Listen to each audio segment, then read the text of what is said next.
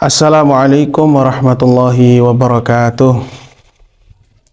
Alhamdulillah, alhamdulillahi haqqa hamdih, wassalatu wassalam ala Mustafa wa habibihi wa rasulih, sayyidina wa nabiyyina wa azimina wa qurrati a'yunina wa maulana Muhammad, afdalil hudati ila sabilih wa ala alihi wa sahbihi wa man sara ala nahjih wa man tabi'ahum bi ihsanin ila yaumiddin wa ala jami'il malaikatil muqarrabina wa ibadillahis salihin wa alaina ma'ahum wa fihim bi rahmatika ya arhamar rahimin.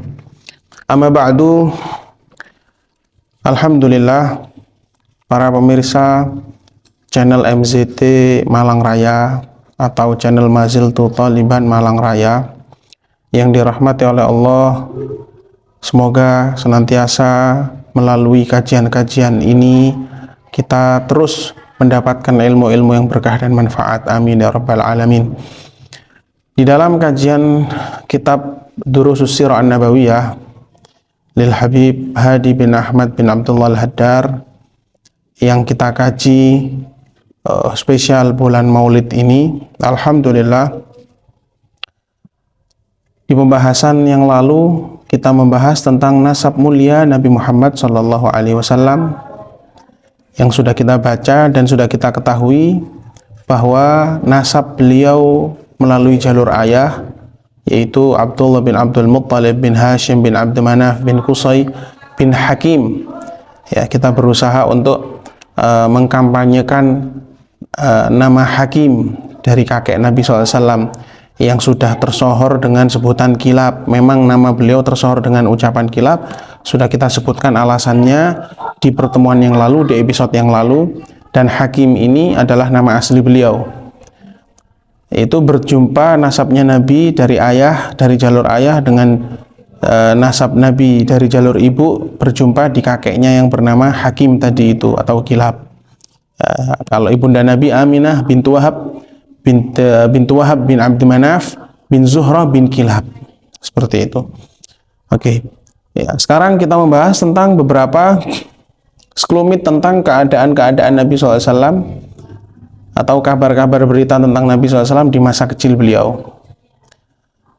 Disebutkan di sini, ila an qala al-musannif nafa'anallahu bihi wa bi'ulumihi wa barakatihi fid dharaini amin. Ulida sallallahu alaihi wa alihi wasallam bi Makkah al-Mukarramah fajra yaum al-Itsnain ats-tsani 'asyar min syahri Rabi'il Awal.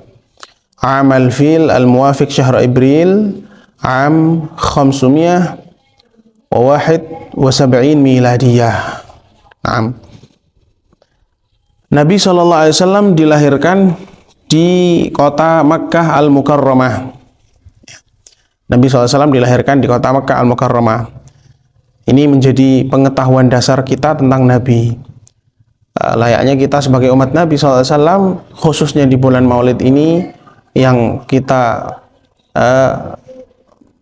mengistilahkan bahwa bulan Maulid ini adalah syahrus sirah, bulannya kita untuk mengenang Nabi, bulan untuk kita mempelajari sejarah Nabi. Kita bacakan anak-anak istri kita sejarah Nabi SAW di bulan Maulid. Kita ajak mereka hadir di majelis-majelis pembacaan sirah Nabi, majelis Maulid Nabi SAW. Ini pengetahuan dasar yang harus kita ketahui, bahwasanya Nabi Muhammad itu dilahirkan di kota Mekah Al-Mukarramah. Ya. Fajra yaumil Itsnain, di waktu subuh pada hari Senin. Tepatnya bukan pas di waktu subuh, akan tetapi beberapa saat sebelum subuh. Beberapa saat sebelum masuknya waktu subuh. Ya. Makanya di situ disebutkan di dalam Maulid ya ulami' wa qubaila fajrin abrazat syamsal huda zaharal habibu mukarraman wa musana. Qubaila fajrin, jadi sesaat sebelum fajar, sebelum subuh. Abrazat syamsal huda, ay abrazat Aminah syamsal huda. Sayyidah Aminah mengeluarkan atau menerbitkan mataharinya petunjuk, mataharinya hidayah. Zaharal habibu mukarraman wa musana. Atsani asyar min syahri Rabiul Awal, pada tanggal 12 dari bulan Rabiul Awal, amal fil, pada tahun gajah. Nah, di sini kita sudah sering mendengar bahwa kelahiran Nabi adalah pada hari Senin dan tanggal 12 Rabiul Awal dan di tahun gajah. Nah, akan tetapi ada beberapa hal yang harus kita ketahui, bahwasanya pendapat yang sahih tentang kelahiran Nabi SAW itu adalah di hari Senin, dan itu tidak ada perselisihan. Ya, pada hari Senin dan di bulan Rabiul Awal dan di tahun gajah. Adapun pada tanggalnya, tepatnya tanggal berapa? Nah, pendapat yang mengatakan tanggal 12 Rabiul Awal sebagaimana yang ada di dalam kitab ini adalah pendapat yang masyhur, pendapat yang sudah tersohor. Akan tetapi yang mu'tamad, ulama mengatakan bahwa kelahiran Nabi itu pada tanggal 7. Jadi di malam ke-7. Ya, sebelum subuh, ya. Di sebelum subuh atau di pagi hari tanggal 7 sebelum subuh. Ya, tanggal ke-7 hari Senin. Seperti itu. Dan itu disebutkan di dalam kitab Qabasat min Nurin Nubuwah, karya Syekh Abdul Fattah Abu Khuddah.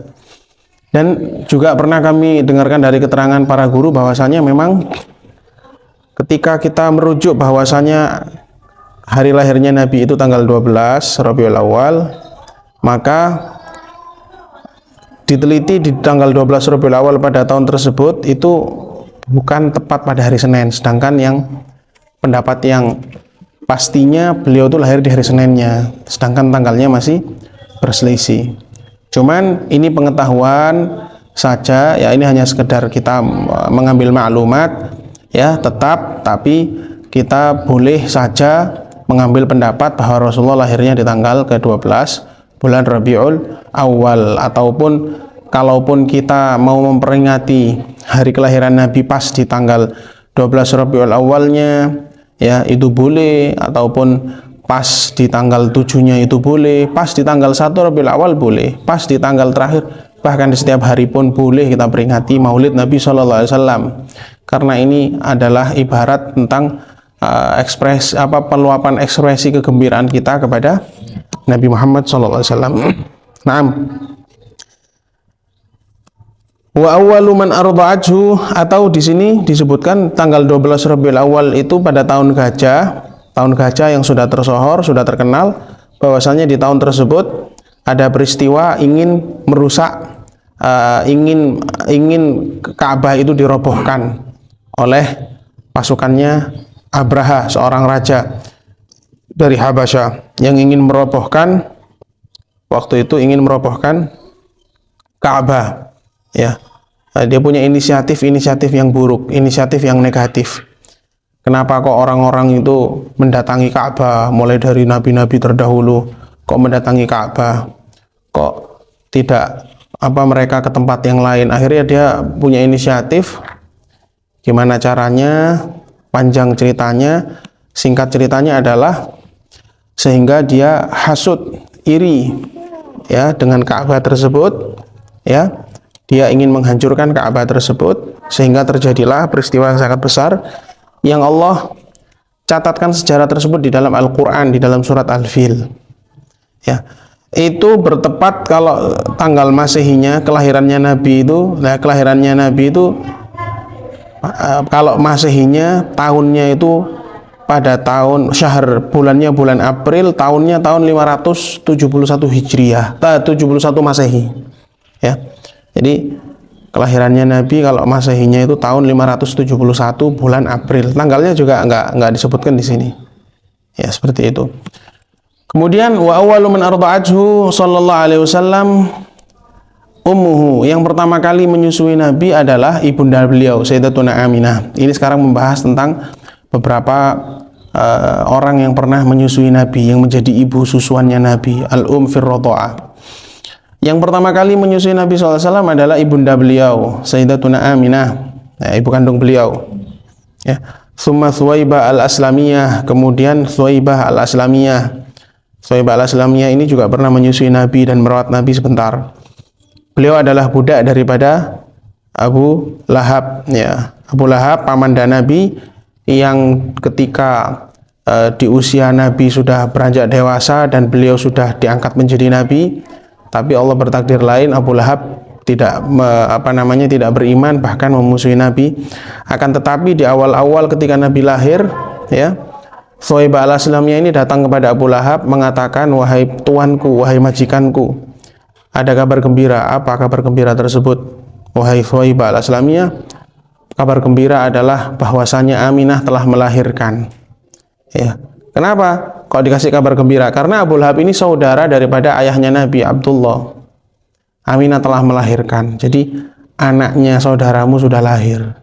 Ditanti-nanti karena ayahnya meninggal, ya, dalam keadaan Rasulullah di dalam kandungan. Begitu Rasulullah lahir diberitahukan kabarnya. Laki-laki atau perempuan anaknya? Laki-laki. Anak yang mulia, anak yang gini disebutkan.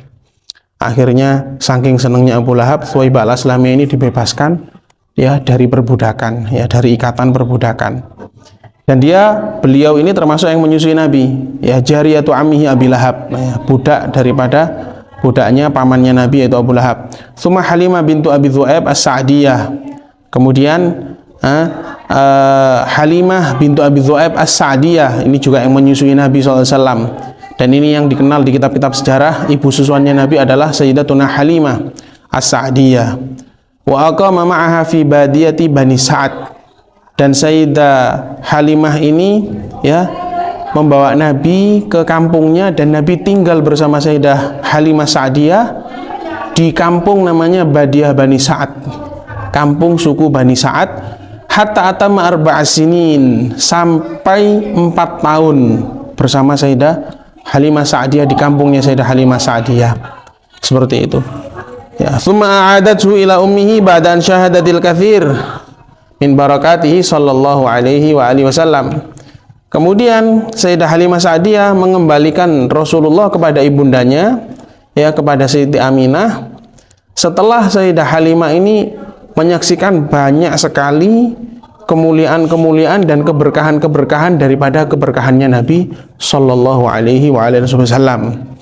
Satu kisah diceritakan bahwasanya ketika Sayyidah Halimah Sa'diyah ini hendak mengambil Nabi untuk disusuinya, memang kebiasaan orang-orang dahulu, orang-orang Arab khususnya, adalah mencarikan untuk anaknya ibu-ibu yang bisa menyusui mereka dan dibayar, digaji dari orang-orang pedalaman, dari orang-orang desa. Kenapa? Tujuannya supaya anak tersebut tumbuh kuat, mengerti tantangan hidup, bagaimana susahnya hidup, dan supaya tumbuh anak tersebut dalam kebiasaan berbahasa, bahasa yang halus, bahasa kromo, ya, kalau istilahnya bahasa Jawa. Makanya kalau kita perhatikan di desa-desa itu orang yang masih berbahasa halus ada, ya, masih ada. Kalau di kota orang yang berbahasa halus sudah jarang. Bahkan contoh kalau bahasa Jawa, ya bahasa Jawa yang kasar. Berbahasa halus sudah jarang, ya. Tapi dahulu tujuan mereka ketika menitipkan anak-anaknya ke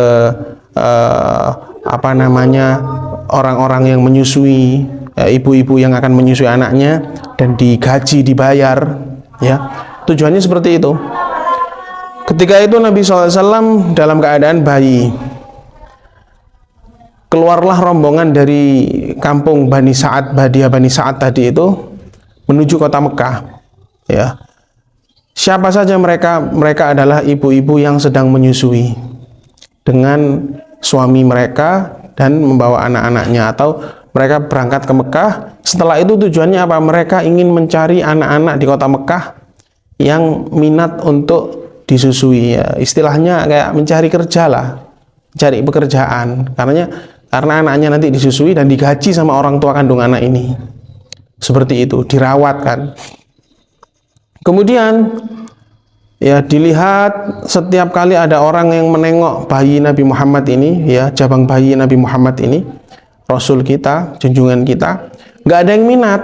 Kenapa? Karena ini anak yatim, ya, ini anak yatim, nggak bakal dapat apa-apa kita dari orang tuanya. Mungkin orang tuanya nggak mampu, nggak bisa memberi kita imbalan atau hadiah yang sepantasnya. Sayyidah Halimah pun juga melirik kepada Rasulullah Nabi Muhammad SAW, jabang bayi yang masih kecil ini.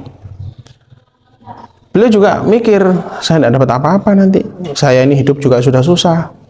Bahkan diceritakan salah satu dari rombongan yang berangkat dari Badiah Bani Sa'ad untuk mengambil anak-anak susuannya itu, Sayyidah Halimah ini adalah satu-satunya orang yang waktu itu paling prihatin sekali keadaannya. Keledainya itu keledai sudah tua renta, ya, keledai yang sudah tua renta, ya. Beliau sama suaminya naik di situ, ya, atau kendaraannya ini kendaraan yang sudah tua renta. Akhirnya, ya, dalam keadaan yang prihatin seperti itu, Sayyidah Halimah, ya, secara manusiawinya beliau tidak mau untuk mengambil Nabi Muhammad. Ya, bayi kecil ini yang bernama Muhammad masih kecil, yatim, nanti tidak dapat apa-apa, karena beliau ya berpikir kepada awalnya berpikir kepada hal-hal duniawi. Setelah itu tergerak di hati beliau untuk ingin mengambil Nabi Muhammad dengan alasan kasihan, anak yatim, tidak ada yang mau ngelirik, semuanya sudah dapat satu persatu, semuanya rombongan kita sudah dapat anak-anak bayi-bayi yang mau disusui, ya. Kita belum dapat, daripada kita pulang ke kampung kita, ngomong ke suaminya ini Sayyidah Halimah, daripada kita pulang ke kampung kita nggak dapat anak yang kita susui, lebih baik kita ambil dia, kita angkat dia jadi anak, ya. Kemudian dia kasihan juga karena sudah yatim, diambillah Rasulullah SAW. Begitu Rasulullah SAW diambil, dibawa, ya, dinaikkan kendaraannya, ya, tunggangannya, di situ keledainya Sayyidah Halimah Sa'diyah ini sudah tua renta, atan, ya, tua renta, keledai betina yang sudah tua renta, jalannya kelunuk-kelunuk pelan-pelan gitu. Begitu Rasulullah diambil, dia diasuh dengan niat dibawa ke kampungnya, ingin disusui, dibesarkan, tahu-tahu keledai yang tua renta tadi ini awalnya kalau jalan sama rombongannya, ya, tersalib jauh, tahu-tahu begitu Nabi sudah dibawa dan ingin dibawa pulang ke kampung Badiah Bani Sa'ad, keledai ini tahu-tahu nyalip yang lain, banter cepat. Keberkahan pertama yang didapatkan, ya, yang dirasakan. Nah, langsung Sayyidah Halimah menganggap ini bukan anak sembarangan, ya. Kemudian sampai di rumahnya, ya, diketahui bahwasanya setiap malam putra kandungnya Sayyidah Halimah Sa'diyah ini menangis karena kelaparan. Kenapa? Karena air asinya Sayyidah Halimah Sa'diyah ini tidak keluar lancar, ya, tidak booster, nggak keluar lancar. Tapi begitu Rasulullah di malam itu berada di rumah Sayyidah Halimah, putra kandung Sayyidah Halimah ini tidak pernah nangis lagi setiap malam karena bermalam dan tidur dalam keadaan kenyang, ya. Ya bitu ya biki muswaban jay'ana lakinnahu lailatan ja'al habib bata mawfurur ridha syab'ana. Ya, dahulu putra Sayyidah Halimah ini ketika malam hari nangis karena kelaparan, ya. Asinya Sayyidah Halimah ini tidak deras. Begitulah datang di malam itu Rasulullah, ya. Dan di malam tersebutlah putra Sayyidah Halimah Sa'diyah bisa tidur dengan tenang dalam keadaan kenyang karena susunya deras. Seperti itu keberkahan Nabi SAW. Dan banyak lagi keberkahan yang didapatkan oleh Sayyidah Halimah dan beliau saksikan dengan mata kepala beliau sendiri tentang Nabi Muhammad ini selama Nabi Muhammad berada di rumahnya. Kemudian dikembalikan kepada ibunda kandungnya Nabi Muhammad, yaitu Siti Aminah, pas ketika Rasulullah usia 4 tahun, dan itu pun setelah ada kejadian syakus sodr, pembelahan dadanya Nabi SAW, yang nanti akan disebutkan di sini bagaimana mukjizat syakus sodr, mukjizat Rasulullah pernah dibelah dadanya. Insya Allah akan kita sampaikan dan kita sebutkan di dalam pelajaran-pelajaran ini. Wassallallahu ala sayyidina Muhammadin wa ala alihi wa sahbihi wasallam walhamdulillahi rabbil alamin. Wassalamualaikum warahmatullahi wabarakatuh.